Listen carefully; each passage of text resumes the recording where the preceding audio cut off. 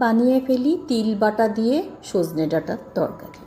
প্রথমে কড়াইতে আপনি নিয়ে নেবেন সর্ষের তেল, তারপরে দিয়ে দেবেন পাঁচফোড়ন।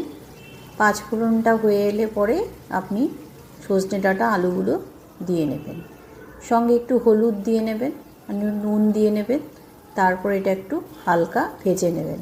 খুব সামান্য পরিমাণে আপনি পেঁয়াজ দিতে পারেন, কারণ পেঁয়াজ কিন্তু বেশি দেওয়া যাবে না, পেঁয়াজের গন্ধ থাকবে না।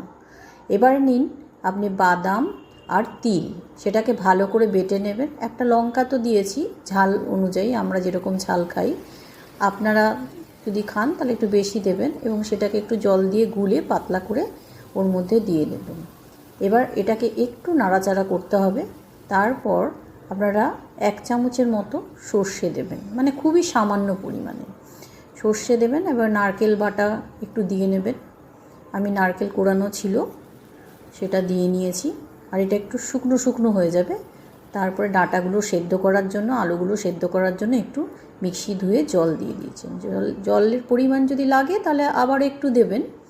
তো এবারে নুন আর একটু চিনি দিয়ে সেদ্ধ করতে বসিয়ে দেবেন। এটা একটু মিষ্টি হবে, তাই একটু চিনিটা দিতে লাগবে, আর ঢাকা দিয়ে দেবেন।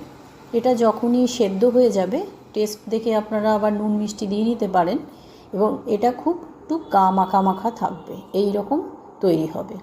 তো আমি এটা তিল বাটা দিয়ে একটাই কারণে করি, আমার হাজব্যান্ড সর্ষে দিয়ে খেতে পছন্দ করলেও একটু মানে অসুবিধার কারণে সর্ষে খেতে চায় না, তো তখন আমি এই তিল বাটা দিয়ে করি।